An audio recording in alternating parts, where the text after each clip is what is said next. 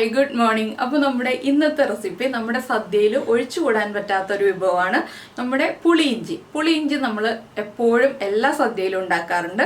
ഓണസദ്യയിലും വിഷുസദ്യയിലും ഒക്കെ ഒഴിച്ചുകൂടാൻ പറ്റാത്ത വിഭവമാണ് പുളി ഇഞ്ചി എന്ന് പറയുന്നത്. പുളി ഇഞ്ചിയുടെ റെസിപ്പി ഞാൻ ഇതിനു മുന്നേ ചെയ്തിട്ടുണ്ട്. എല്ലാവർക്കും ഒരുപാട് ഇഷ്ടമായിട്ടുള്ള കാര്യമാണ്. പക്ഷെ നമ്മൾ ഈ ഒരു പുളിയിഞ്ചി എന്ന് പറയുന്നത് കുറച്ച് വ്യത്യസ്തമായിട്ടാണ് ഉണ്ടാക്കുന്നത്. ട്രഡീഷണൽ രീതിയിലുള്ള പുളിയിഞ്ചി അല്ല, അതിലേക്ക് നമ്മൾ ഒരു സ്പെഷ്യൽ ഇൻഗ്രീഡിയൻറ്റും കൂടെ ആഡ് ചെയ്തിട്ടാണ് ഈ പുളിയിഞ്ചി തയ്യാറാക്കുന്നത്. അപ്പോൾ ഈ ഒരു പുളിയിഞ്ചി നിങ്ങൾ ഇതുപോലെ തയ്യാറാക്കിയിട്ടില്ലെങ്കിൽ ഉറപ്പായിട്ടും ഈ പ്രാവശ്യം ഇങ്ങനെ ഒന്ന് പുളിയിഞ്ചി തയ്യാറാക്കൂ.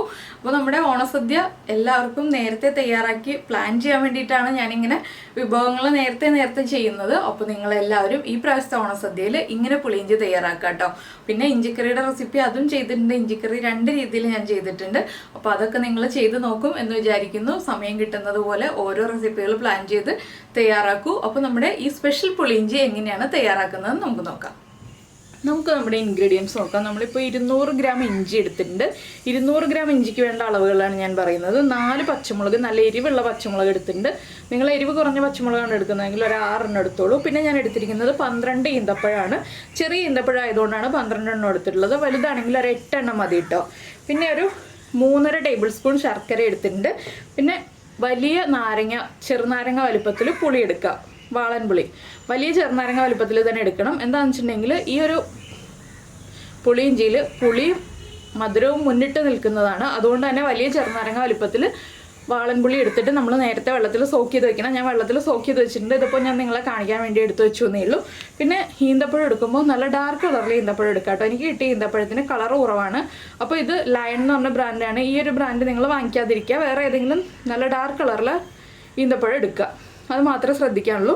അപ്പോൾ ആദ്യം നമുക്ക് ഈ ഇഞ്ചി ഒന്ന് കൊത്തി അരിഞ്ഞെടുക്കണം. കൊത്തി അരിഞ്ഞെടുക്കുക എന്ന് പറയുമ്പോൾ ഞാൻ ജസ്റ്റ് ഒരു പീസ് ഇഞ്ചി കാണിച്ചു തരാം എങ്ങനെയാണ് കൊത്തി അരിയാന്നുള്ളത്. അത് അറിയാത്ത ആളുകൾക്ക് വേണ്ടി എത്രത്തോളം ചെറുതാവണം എന്നുള്ളത് കാണിച്ചു തരാം. അതുപോലെ കൊത്തി അരിഞ്ഞെടുത്താലേ നമ്മുടെ ഇഞ്ചി പെർഫെക്റ്റ് ആവുള്ളൂ, പുളി ഇഞ്ചി പെർഫെക്റ്റ് ആവുള്ളൂ. ഞാനിപ്പോൾ ഒരു പീസ് ഇഞ്ചി കാണിക്കുന്നുള്ളൂ. നമ്മൾ ഇതുപോലെ ഇഞ്ചി നീളത്തിൽ കനം കുറച്ച് കട്ട് ചെയ്തെടുക്കുക. ഇതെല്ലാം നീളത്തിൽ കനം കുറച്ച് കട്ട് ചെയ്തെടുക്കുക. കുറച്ച് വലിയൊരു കത്തി എടുക്കുക കേട്ടോ. ഇങ്ങനെയുള്ള കാര്യങ്ങളൊക്കെ ചെയ്യുമ്പോൾ കുറച്ച് വലിയൊരു കത്തി എടുക്കുക. ഇനി നമുക്കിത് വട്ടത്തിലും കൂടി മീൻസ് കുറുകെ ഇതുപോലെ ചെറുതായിട്ട് കത്തി കൊണ്ട് കട്ട് ചെയ്തെടുക്കുക. ഇപ്പോൾ കുറച്ച് വലിയ പീസുകളായിട്ടാണ് വരുന്നത്. ഇത് മിക്സിയിൽ അടിച്ചെടുക്കാൻ പറ്റില്ല കേട്ടോ. നമുക്ക് മിക്സിയിൽ അടിച്ചെടുക്കുന്നതിനേക്കാൾ എളുപ്പം കത്തി ഉപയോഗിച്ച് ഇതുപോലെ കൊത്തി അരിഞ്ഞെടുക്കുന്നതാണ്. ഇനിയാണ് നമ്മുടെ കൊത്തി അരിയൽ സ്റ്റാർട്ട് ചെയ്യുന്നത്. ഇതുപോലെ വലിപ്പമുള്ള കത്തി ഉപയോഗിച്ചിട്ട് നമുക്ക് ഇതുപോലെ ഇങ്ങനെ കൊത്തി കൊടുക്കാം. ഇതിനാണ് ഇതുപോലെ വലിപ്പമുള്ള കത്തി എടുക്കുക എന്ന് പറയുന്നത്. വളരെ ഈസിയാണ്. ഇത് നമ്മൾ കൊത്തി അരിഞ്ഞിട്ട് വെള്ളത്തിലേക്ക് ഇട്ട് വയ്ക്കുക. ആ ഇഞ്ചിയുടെ ഒരു കുത്തൽ പോകാനാണ് നമ്മൾ വെള്ളത്തിലിട്ട് വയ്ക്കുക എന്ന് പറയുന്നത്.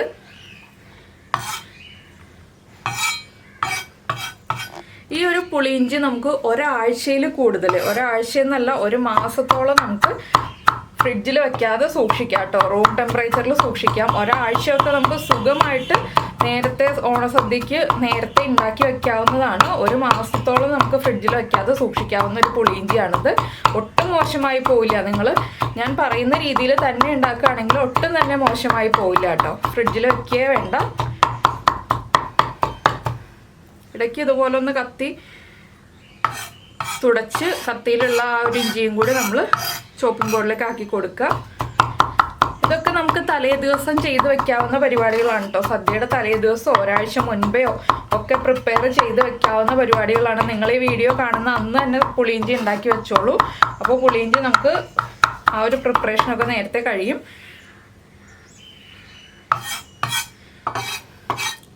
പിന്നെ നമ്മുടെ ട്രഡീഷണൽ പുളിയിഞ്ചി വീഡിയോ നേരത്തെ ഞാൻ അപ്ലോഡ് ചെയ്തിട്ടുണ്ട്. അത് ഉണ്ടാക്കി വെച്ചാലും കുഴപ്പമില്ല. അതും 1 മാസത്തിലൊക്കെ കൂടുതലും നന്നായിട്ട് റൂം ടെമ്പറേച്ചറിൽ തന്നെ ഇരുന്നോളും. നന്നായിട്ട് ചെറുതാവണം. അതാണ് നമുക്ക് പുളിയിഞ്ചിയിലെ ഏറ്റവും ഇമ്പോർട്ടൻ്റ് ആയിട്ടുള്ള കാര്യം. കണ്ടോ, ഇപ്പോൾ നമ്മൾ എത്ര വലിയ പീസ് ഇഞ്ചിയായിരുന്നു എടുത്തിരുന്നത്, ഇപ്പോൾ തന്നെ ചെറുതായി തുടങ്ങി. ഒന്നുകൂടി ഒന്ന് ചെറുതായി വരണം. അപ്പോൾ നമ്മുടെ പുളിയിഞ്ചിയുടെ പാകത്തിനുള്ള കഷ്ണങ്ങളായി വരും. അപ്പോൾ കണ്ടോ, നമ്മുടെ പുളിയിഞ്ചിയുടെ പാകത്തിൽ ഇതുപോലെ ഞാൻ ഇഞ്ചി കൊത്തി എടുത്തിട്ടുണ്ട്. ഇതാണ് നമ്മുടെ പുളിയിഞ്ചിയുടെ പാകം. ഈ ഒരു പാകത്തിൽ കൊത്തിയെടുത്തിട്ട് നിങ്ങൾ വെള്ളത്തിലേക്ക് ഇട്ട് വയ്ക്കുക. ഇത് നമ്മളൊരു അരിപ്പയിലൂടെ അരിച്ചെടുത്തിട്ട് വേണം ഇനി വറുത്തെടുക്കാനായിട്ട്. ഇതുപോലെ ഞാൻ ഇഞ്ചി മുഴുവൻ കൊത്തിയെടുക്കട്ടെ. അതിന് ശേഷം നമ്മുടെ പച്ചമുളക് റൗണ്ടിലൊന്ന് കട്ട് ചെയ്തും വയ്ക്കുക. ഇത്രയും കാര്യങ്ങൾ ചെയ്തിട്ട് നമുക്ക് പുളിയിഞ്ചി തയ്യാറാക്കാം. മുഴുവൻ നമ്മളിതാ കൊത്തി എരിഞ്ഞ് വെള്ളത്തിലിട്ടത് നന്നായിട്ട് കഴുകി പിഴിഞ്ഞെടുത്തിട്ടുണ്ട്. അതുപോലെ തന്നെ ഈന്തപ്പഴം ചെറുതായിട്ട് ചോപ്പ് ചെയ്തെടുത്തിട്ടുണ്ട്. പച്ചമുളക് കുറച്ച് വലിപ്പത്തിൽ കട്ട് ചെയ്തെടുത്തിട്ടുണ്ട്. ഇനി നമുക്ക് നമ്മുടെ പുളിയിഞ്ചി തയ്യാറാക്കാൻ തുടങ്ങാം. തയ്യാറാക്കുന്നത് നിങ്ങൾക്ക് നോൺ സ്റ്റിക്ക് പാനിലും തയ്യാറാക്കാം. അപ്പോൾ ആദ്യം കുറച്ചധികം വെളിച്ചെണ്ണ ചേർക്കാം. എന്താണെന്ന് വെച്ചാൽ നമുക്ക് ഇഞ്ചി വറുത്തെടുക്കാൻ ആവശ്യമായിട്ടുള്ള വെളിച്ചെണ്ണ വേണം. അപ്പോൾ ഒരു 3 ടേബിൾ സ്പൂൺ വെളിച്ചെണ്ണ ചേർക്കാം. വെളിച്ചെണ്ണ നന്നായിട്ട് ചൂടായി വരുമ്പോൾ നമ്മൾ ഇഞ്ചി ചേർത്ത് കൊടുക്കുക. വെളിച്ചെണ്ണ ചൂടാവുന്നതിന് മുന്നേ ആയിട്ട് ഇഞ്ചി ചേർക്കരുത്. വെളിച്ചെണ്ണ ചൂടായതിന് ശേഷം മാത്രം ഇഞ്ചി ചേർത്ത് കൊടുക്കുക. വെളിച്ചെണ്ണ ഒന്ന് ചൂടാവട്ടെ. ചട്ടി നല്ല ചൂടാണ്, വെളിച്ചെണ്ണയും ഇപ്പോൾ തന്നെ ചൂടായി വരും. അപ്പോൾ മൺചട്ടിയിൽ ഇഞ്ചിക്കറി തയ്യാറാക്കി വെച്ചിട്ടുണ്ടെങ്കിൽ അല്ലെങ്കിൽ പുളിയിഞ്ചി തയ്യാറാക്കി വെച്ചിട്ടുണ്ടെങ്കിൽ നമുക്ക് അതേ ചട്ടിയിൽ തന്നെ സൂക്ഷിച്ച് വെക്കാം.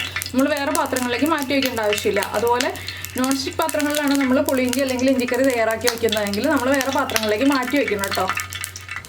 അപ്പോൾ നമ്മുടെ വെളിച്ചെണ്ണ നന്നായിട്ട് ചൂടായി വന്നിട്ടുണ്ട്. നമ്മൾ കട്ട് ചെയ്ത് കഴുകി വൃത്തിയാക്കി വെച്ചിരിക്കുന്ന ഇഞ്ചി ചേർത്ത് കൊടുക്കാം.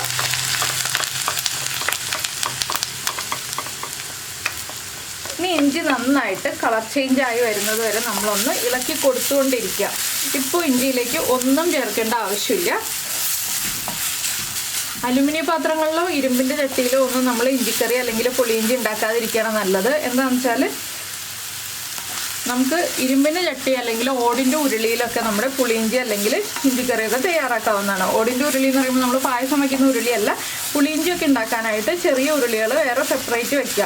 അങ്ങനെയുള്ള കാര്യങ്ങളിലാണ് നമ്മൾ പുളിയിഞ്ചി അല്ലെങ്കിൽ ഇഞ്ചിക്കറി തയ്യാറാക്കുന്നത്. നമ്മുടെ പുളി ചേർക്കുന്ന വിഭവങ്ങൾ ഉണ്ടാക്കുന്ന പാത്രങ്ങളിൽ ഒരിക്കലും നമ്മൾ പായസം പോലെയുള്ള കാര്യങ്ങൾ തയ്യാറാക്കരുത്. ഇനിയിപ്പോൾ ഇഞ്ചിയുടെ കളർ മാറി വരുന്നത് വരെ ഞാൻ ഇളക്കി കൊടുത്തുകൊണ്ടിരിക്കട്ടെ. അതിന് ശേഷം നമുക്ക് ഇഞ്ചിയുടെ കളർ മാറി കഴിയുമ്പോൾ നമുക്ക് ബാക്കിയുള്ള കാര്യങ്ങളൊക്കെ ചേർക്കാം. ഇഞ്ചി ഒന്ന് കളർ മാറി വരാൻ കുറച്ച് സമയം എടുക്കുക. നമ്മൾ ഇടയ്ക്കിടയ്ക്ക് ഇളക്കി കൊടുത്തുകൊണ്ടിരിക്കുക. ഇപ്പോൾ കൈയെടുക്കാതെ ഇളക്കി കൊടുക്കേണ്ട ആവശ്യമില്ല. കൈയെടുക്കാതെ ഇളക്കി കൊടുക്കേണ്ട സ്റ്റേജ് വരുമ്പോൾ ഞാൻ പറയാം. ഇപ്പോൾ ഇതൊന്ന് ഇടയ്ക്കിടയ്ക്ക് ഇളക്കി നമുക്കൊന്ന് ഫ്രൈ ചെയ്തെടുക്കാം.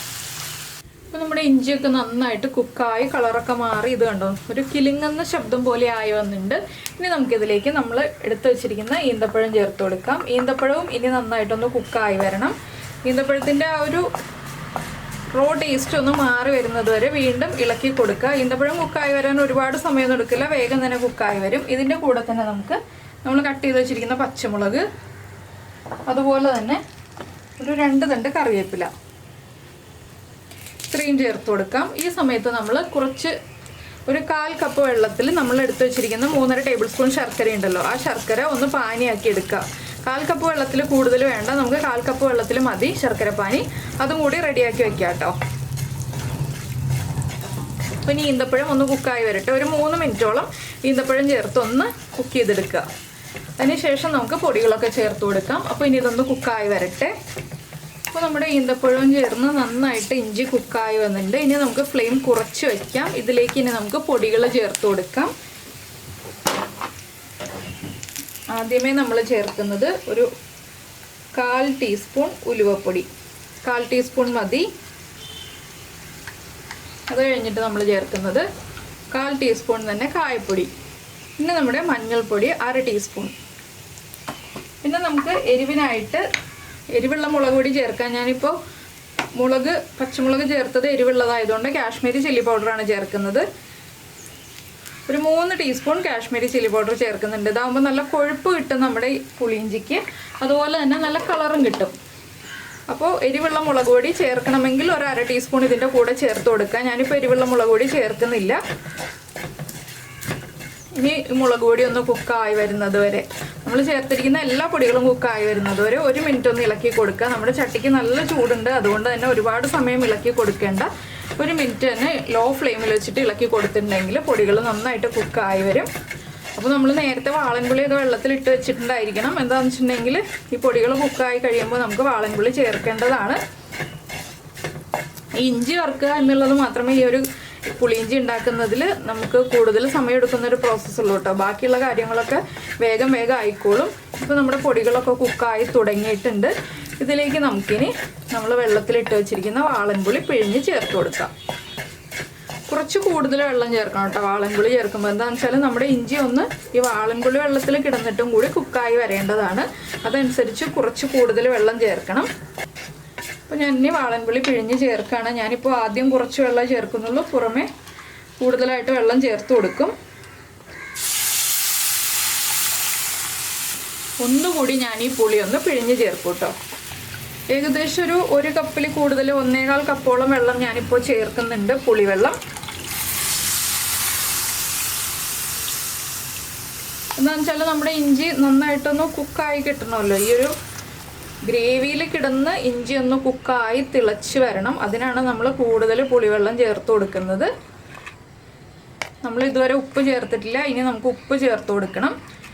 നന്നായിട്ടൊന്ന് ഇളക്കി മിക്സ് ചെയ്തിട്ട് ഇനി നമുക്ക് നമ്മുടെ കറിക്ക് ആവശ്യമായിട്ടുള്ള ഉപ്പ് ചേർക്കാം.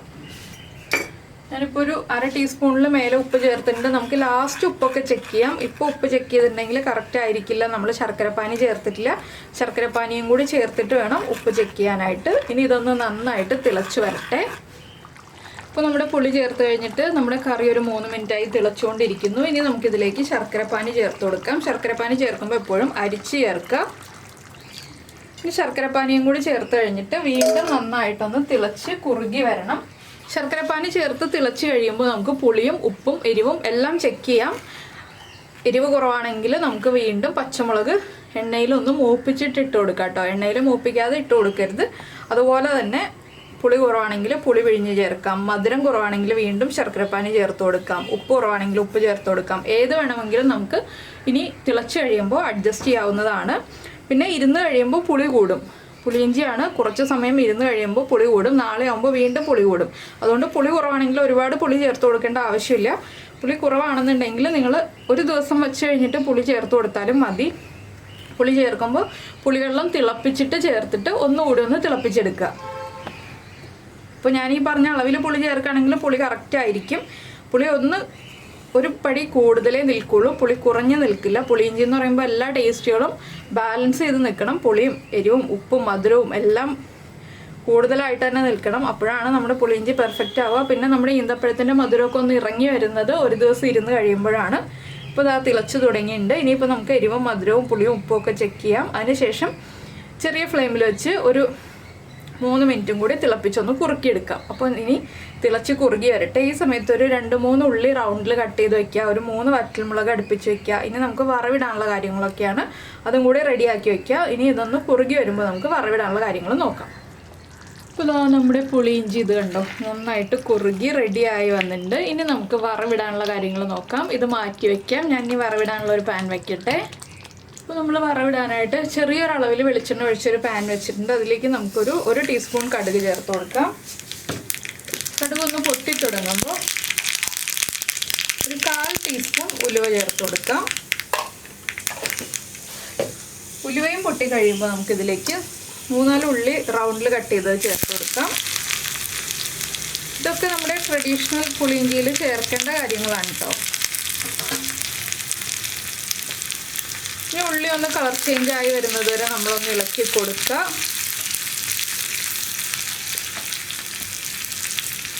ഉള്ളിയുടെ കളറൊന്ന് മാറി തുടങ്ങാൻ സമയമാകുമ്പോൾ നമ്മളിതിലേക്ക് ഇനി ചേർക്കുന്നത് വറ്റൽമുളകാണ്. ഞാനൊരു 3 വറ്റൽമുളക് എടുത്തിട്ടുണ്ട്. വറ്റൽമുളകും കൂടി ചേർക്കുക. 2 തണ്ട് കറിവേപ്പിലയും ചേർക്കുക. ഇനി വറ്റൽമുളകും കറിവേപ്പിലയും ഉള്ളിയും എല്ലാം ചേർന്നൊന്ന് കുക്കായി വരണം. ഉള്ളി ഒന്നും ഒരുപാട് അങ്ങോട്ട് കളർ മാറിപ്പോകണ്ട കേട്ടോ. വല്ലാതെ ഡാർക്ക് ബ്രൗൺ ഒന്നും ആയി പോകണ്ട. ഉള്ളിയുടെ കളറൊക്കെ ചെറുതായിട്ടൊന്ന് കളർ ചേഞ്ച് ആയി വന്നാൽ മതി. അപ്പോൾ നമ്മുടെ വറ്റൽമുളകും കറിവേപ്പിലയും ഒക്കെ ഒന്ന് മൊരിഞ്ഞ് വരണം. കറിവേപ്പില നന്നായിട്ട് കുക്കായി തുടങ്ങണം. അതുവരെ നമ്മളൊന്ന് ഇളക്കി കൊടുക്കണം.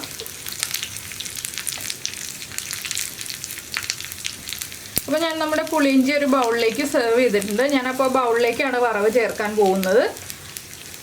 കറിവേപ്പിലയും കൂടി മൊരിഞ്ഞ് കഴിയുമ്പോൾ നമുക്ക് വറവ് നമ്മുടെ ഈ പുളിയിഞ്ചിയിലേക്ക് ചേർക്കാം. അപ്പോൾ നിങ്ങൾ ഇതുപോലെ പുളിയിഞ്ചി ഉണ്ടാക്കി നോക്കിയിട്ടില്ലെങ്കിൽ ഉറപ്പായിട്ടും ട്രൈ ചെയ്ത് നോക്കുമല്ലോ. നല്ല ടേസ്റ്റി ആയിട്ടുള്ള പുളിയിഞ്ചിയാണ്. പുളിയിഞ്ചി ഇഷ്ടപ്പെടുന്ന മധുരവും എരിവും പുളിയും ഇഷ്ടപ്പെടുന്നവർക്ക് എല്ലാവർക്കും വളരെയധികം ഇഷ്ടപ്പെടുന്ന റെസിപ്പിയാണ്. അപ്പോൾ നിങ്ങൾ എന്തായാലും ഈ പ്രാവശ്യം ഓണസദ്യയിൽ ഇതുപോലെ പുളിയിഞ്ചി ഒന്ന് ഉണ്ടാക്കി നോക്കൂ കേട്ടോ.